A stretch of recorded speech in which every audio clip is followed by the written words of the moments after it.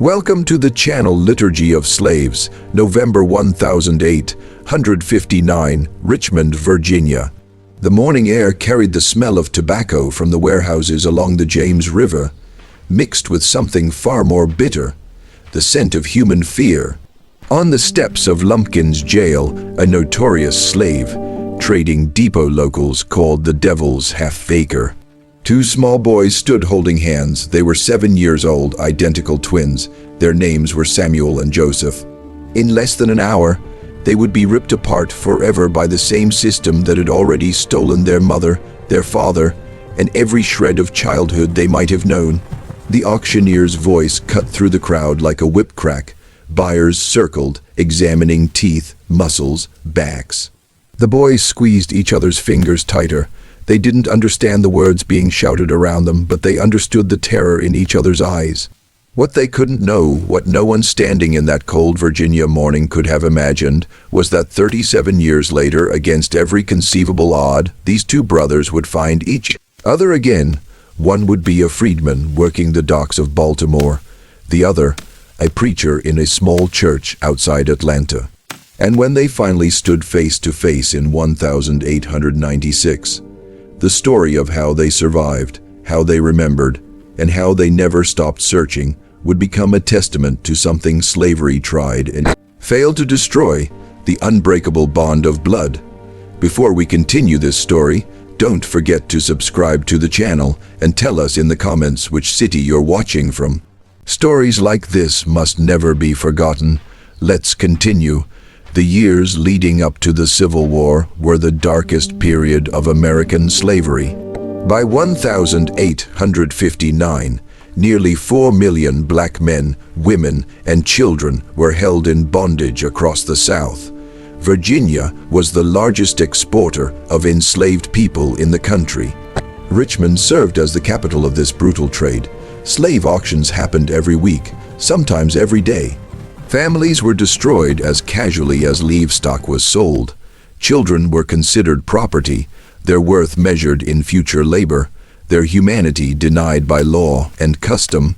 Samuel and Joseph were born in the spring of 1852 on a tobacco plantation in Henrico County, just outside Richmond. Their mother, Esther, worked in the fields from dawn until dark. Their father, a man named Thomas, belonged to a different owner 10 miles away. The boys never knew him.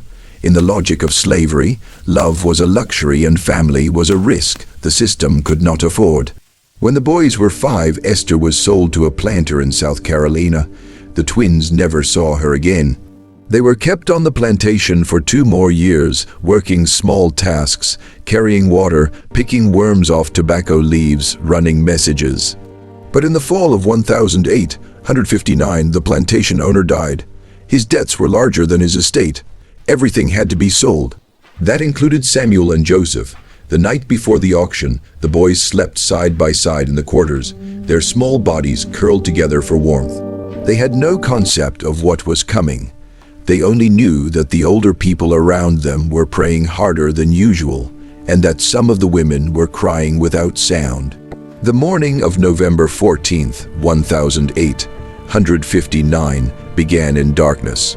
The boys were woken before sunrise, scrubbed with cold water, and dressed in clean shirts, a cruel performance meant to make them more appealing to buyers. A white man they'd never seen before tied a rope loosely around their wrists, linking them together, and led them on foot through the streets of Richmond. The city was waking up, shops were opening, men in fine coats walked past without a glance. The boys stumbled on the cobblestones trying to keep up. Joseph started to cry. Samuel whispered to him the way their mother used to, low and steady. Asterisk, we stay together. We stay together. Asterisk, he said it like a prayer. Lumpkin's jail sat at the corner of Broad and 15th Street, a 3-story brick building with barred windows and a courtyard in the center. It was one of the most infamous slave pens in the South. Thousands of people had passed through its gates, sold, separated, and shipped away. The boys were taken into a holding room where 30 other people sat in silence, men, women, teenagers, a nursing mother with an infant. No one spoke. The air smelled of sweat and dust and desperation. Samuel and Joseph sat close to the wall, their shoulders pressed together. They had no words for what they felt, only the weight of it, heavy as iron. At 10 o'clock, the auction began. The buyers gathered in the courtyard. Plantation owners, speculators, traders looking to resell for profit. Some had traveled from as far as Mississippi and Louisiana. The auctioneer, a man named Pulliam, stood on a wooden platform. He was known for his speed and his coldness. He didn't waste time on sentiment. One by one, people were brought up to the block. The auctioneer called out ages, skills, physical condition. Bids were shouted, hands were raised, deals were made in minutes. A woman was sold to a man from Georgia. A teenage boy went to a buyer from Alabama. The nursing mother begged not to be separated from her baby. She was sold to one man, the infant to another. When Samuel and Joseph were brought out together, still holding hands, a brief murmur ran through the crowd. Twins were unusual, identical twins even rarer. Pulliam saw an opportunity. Asterisk, two strong boys, asterisk, he announced. Asterisk, healthy, 7 years old, matched pair, good for house or field, sold together or separate, your choice. Asterisk, the bidding started quickly. A tobacco farmer from Petersburg offered $300 for the pair. A man in a gray coat raised it to $350. Then a trader from New Orleans, a man named Calloway, stepped forward. He had cold eyes and a reputation. He bought children in bulk, transported them south and sold them at a markup. He didn't want both boys. He only wanted one. I'll take the one on the left, Calloway said, pointing at Joseph. $400. Pulliam hesitated. It was more money than he'd get for the pair. The farmer from Petersburg shook his head and walked away. No one else bid. The auctioneer's gavel came down. Joseph was sold. Samuel was not. The boys didn't understand what had happened until a man grabbed Joseph by the arm and started pulling him toward the gate. That's when Samuel screamed. He lunged forward, wrapping his arms around his brother's waist, refusing to let go. Joseph was sobbing, calling his name. Two men had to pry them apart. Samuel fought with everything he had, kicking, biting, clawing. They held him down. Joseph was dragged through the gate and thrown into the back of a wagon. The last thing Samuel saw was his brother's face pressed against the wooden slats, tears streaming down his cheeks, mouth open in a silent cry. Samuel was sold 20 minutes later to a farmer named Whitfield, who owned land near Fredericksburg. The boy didn't speak for 3 days. He refused food. He sat in the corner of the barn where he was kept and stared at nothing. Whitfield's wife, a severe woman with no patience, slapped him across the face and told him to stop acting foolish. But Samuel wasn't acting. Something inside him had broken, not his will but his trust in the world. He understood now, in a way no 7-year-old should, that nothing was safe, that everything could be taken, that love was not protection. Joseph, meanwhile, was on a boat heading down the Mississippi River. Calloway had purchased 11 other children in Richmond and planned to sell them all in New Orleans. The journey took 2 weeks. The children were kept below deck in tight quarters, shackled at night to prevent escape. Joseph barely ate. He sat in the dark and whispered his brother's name over and over, as if saying it might bring him back. An older boy, maybe 12, tried to comfort him. Asterisk, you got to forget. Asterisk, the boy said. Asterisk, it's easier if you forget. Asterisk, but Joseph shook his head. He didn't want to forget. Forgetting felt like betrayal. In New Orleans, Joseph was sold again, this time to a sugar plantation owner named Dufresne, a Creole man who owned 300 acres in St. James Parish about 60 miles upriver. The work there was brutal. Sugarcane was back-breaking labor, and the heat in Louisiana was crushing. Children were given lighter tasks at first, hauling water, feeding animals, cleaning tools. But by the time Joseph turned 10, he was in the fields alongside the adults, cutting cane from dawn until dusk. His hands bled, his back ached, but he survived. He survived because of a promise he made to himself, that one day, somehow, he would find his brother again. Samuel's life in Virginia was different, but no less hard.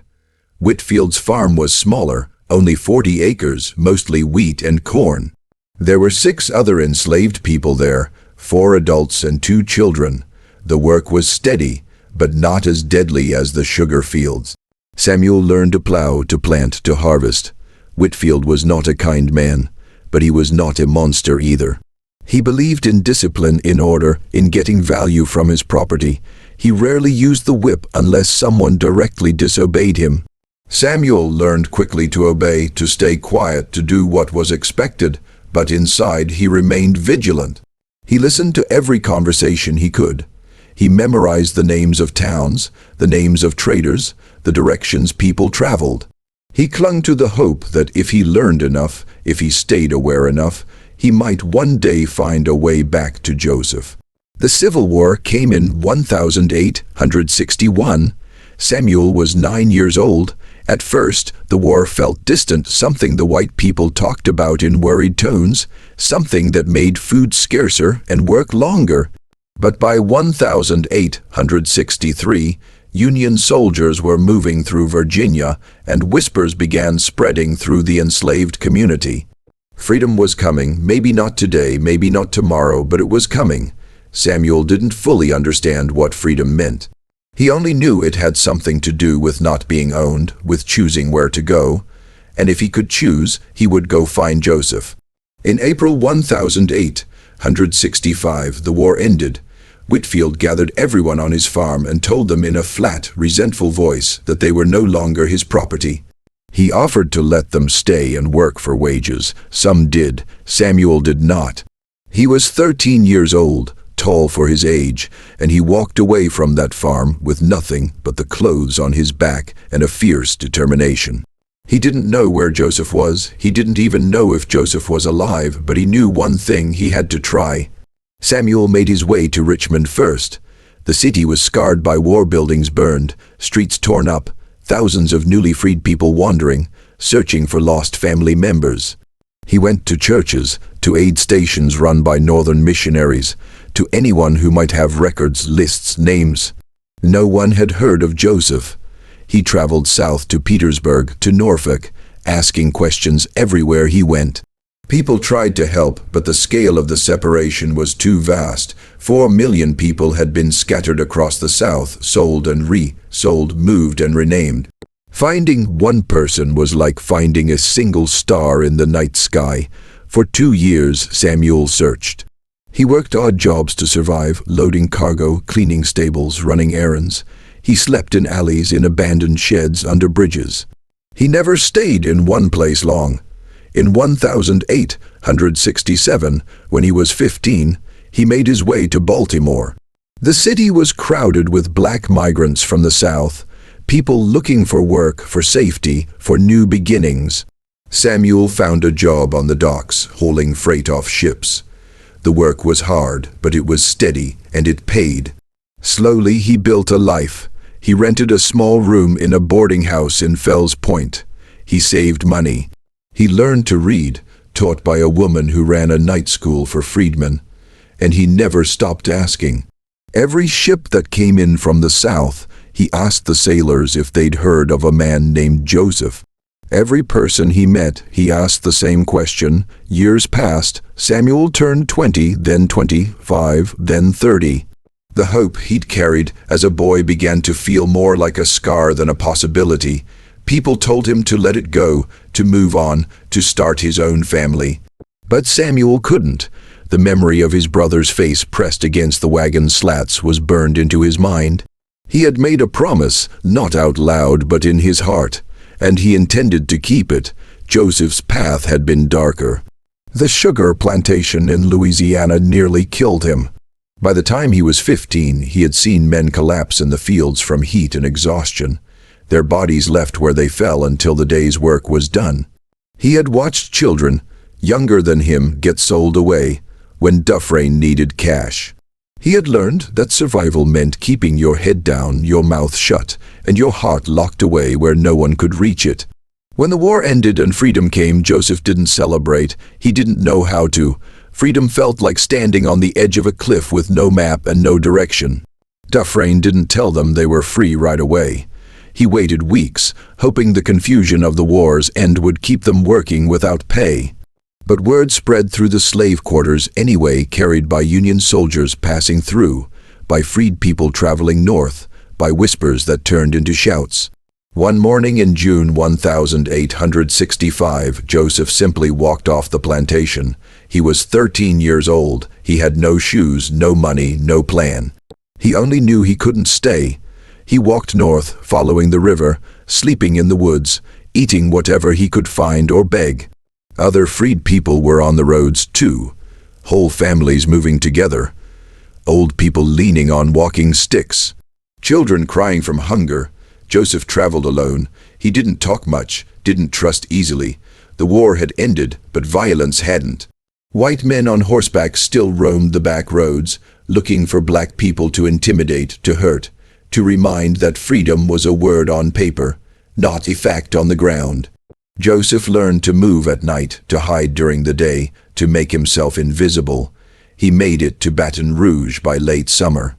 The city was chaos, Confederate soldiers returning home, Union troops occupying buildings, freed people flooding in from the countryside, looking for work, for food, for answers. Joseph found shelter in a camp run by the Freedmen's Bureau, a government agency trying to help formerly enslaved people transition to freedom. They gave him a blanket, a bowl of soup, and a piece of paper with his name written on it. It was the first time Joseph had seen his own name in writing. He stared at it for a long time, tracing the letters with his finger. He thought about his brother. Wondered if Samuel had a paper with his name on it too. Wondered if Samuel was even alive. Joseph stayed in Baton Rouge for a year, working on the docks, loading cotton bales onto steamboats. The pay was low, but it was pay. He saved every penny he could.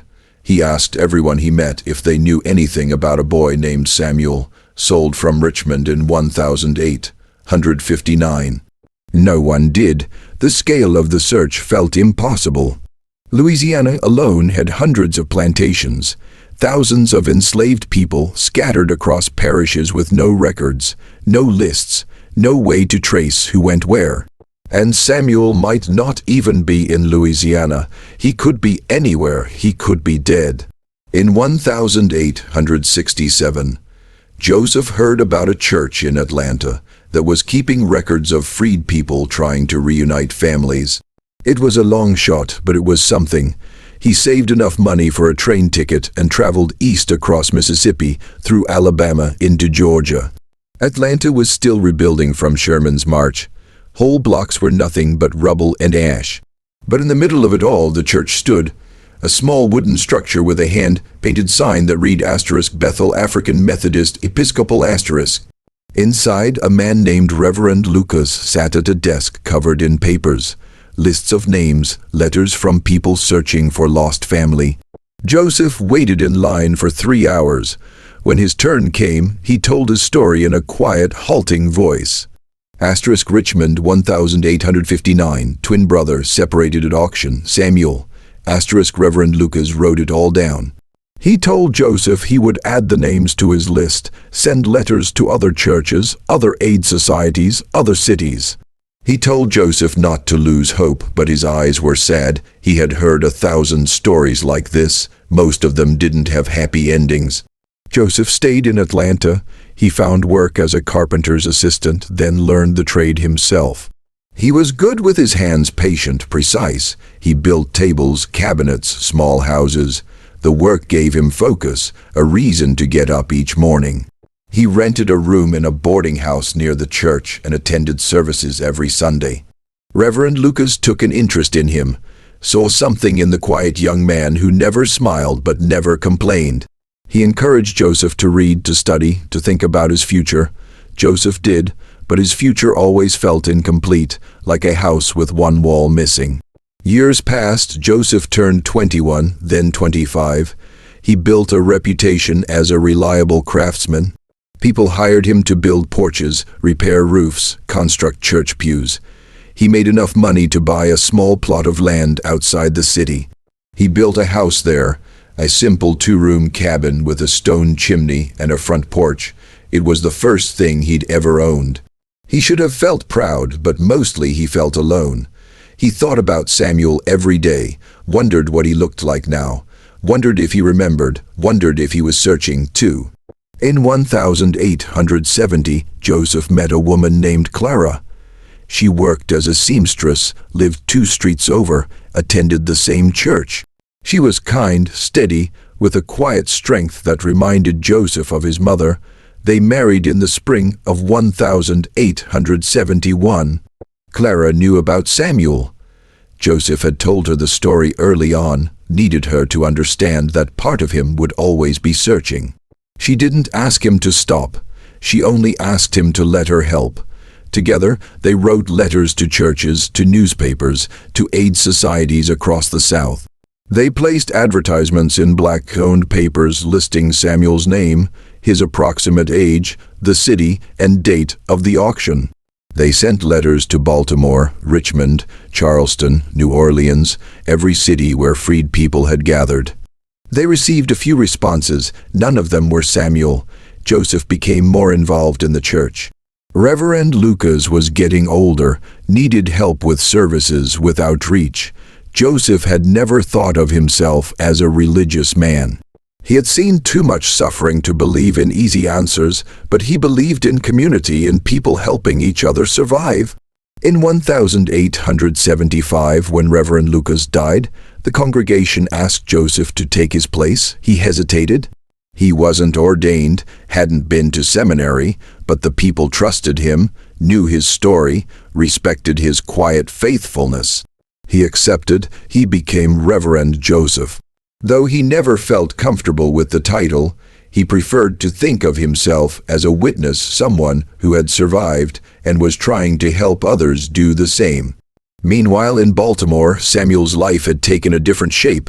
He had married in 1872 a woman named Ruth, who worked as a cook in a hotel downtown. They had 3 children, 2 boys and a girl. Samuel worked the docks 6 days a week, came home exhausted, but always made time for his kids. He read to them at night, taught them their numbers, told them stories, but he never told them about Joseph. It hurt too much. Ruth knew. She had seen the faraway look in his eyes, the way he sometimes stared out at the harbor as if searching for something just beyond the horizon. She asked him once if he wanted to keep looking. He told her he'd never stopped. Every spare dollar he had, he sent to churches, to aid societies, asking them to search their records. Every black newspaper that came through Baltimore, he scanned the pages for notices, for names, for any mention of a man named Joseph, born in 1852. In 1889, Samuel's oldest son, Thomas, named after the father Samuel never knew, started working on the docks alongside him. The boy was 16, strong, curious. One night, as they walked home together, Thomas asked his father why he seemed sad sometimes, even when things were good. Samuel didn't answer right away. They walked in silence for a block. Then he told him about Joseph, about the auction, about the promise he'd made to himself. Thomas listened without interrupting. When Samuel finished, the boy was quiet for a long moment. Then he said, "We should keep looking." Samuel shook his head. "I've been looking for 30 years, son. I don't even know if he's alive. But you don't know he's not," Thomas said. That conversation stayed with Samuel. A week later, he went to a black newspaper office in Baltimore and placed another advertisement. He'd placed dozens over the years, but this time he included more detail. The names of the plantation owner, the auctioneer, the street where the jail had been. He included his own address in Baltimore. He paid for the ad to run in papers across the South: Atlanta, Charleston, Richmond, New Orleans, Memphis. It cost him a month's wages. Ruth didn't complain. She knew it mattered. The ad ran in the Atlanta Constitution in March 1896. Joseph almost didn't see it. Clara found it first. She was reading the paper at the kitchen table one Sunday morning when she gasped. Joseph looked up from his Bible. "What is it?" She handed him the paper, pointing at the small notice in the back pages. Joseph read it slowly. Richmond 1859. Twin brothers separated at auction. Samuel searching for Joseph. Contact if you have information. Asterisk at the bottom, an address in Baltimore. Joseph's hands started shaking.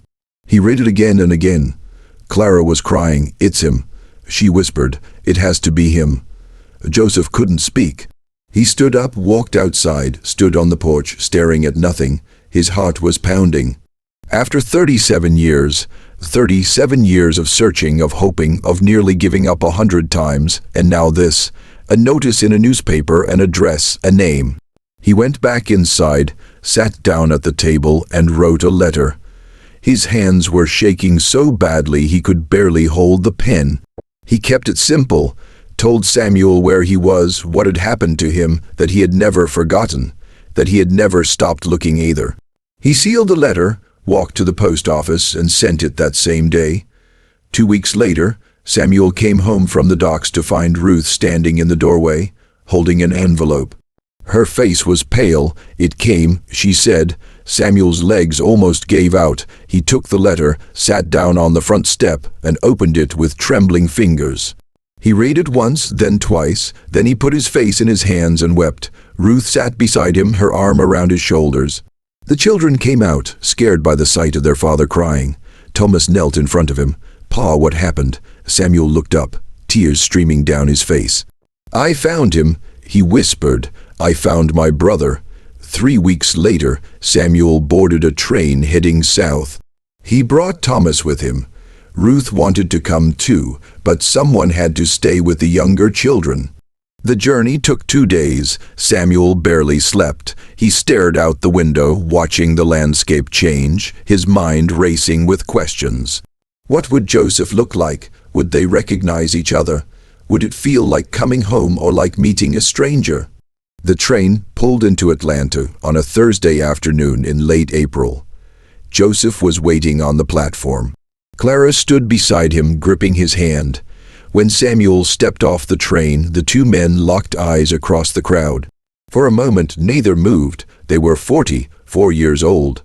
They had been 7 the last time they'd seen each other.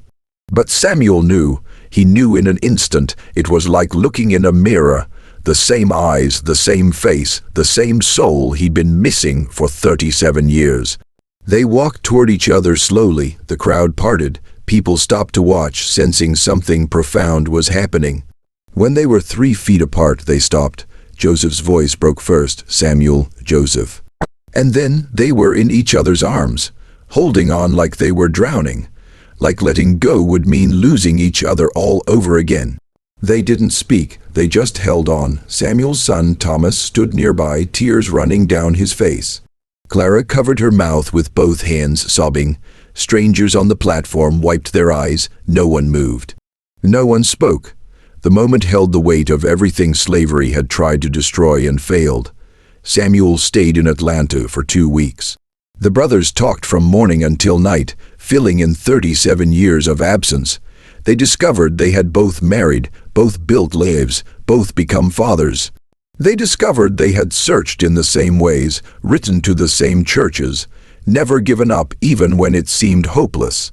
They wept together, they laughed together, they sat in silence together, just being in the same room, breathing the same air. When it was time for Samuel to return to Baltimore, they made a promise. They would visit each other every year. They would write every month. They would never lose each other again, and they kept that promise. For the next 12 years, until Samuel's death in 1908, the brothers remained inseparable in spirit, even when distance kept them apart. Joseph lived until 1921. He never stopped telling their story. He told it from the pulpit, to his grandchildren, to anyone who would listen. Not as a story of tragedy, though it was that, but as a story of resilience, of love that survived the auction block, the whip, the forced separation of 4 million people, of 2 boys who held hands in the darkness and refused to forget. In a small cemetery outside Atlanta, there's a headstone with 2 names carved side by side. Asterisk Samuel and Joseph, brothers reunited. Asterisk the stone was placed there by their children, who remained close long after their fathers were gone. It stands as a quiet monument to something slavery could never break, the bond between 2 souls who refused to be erased.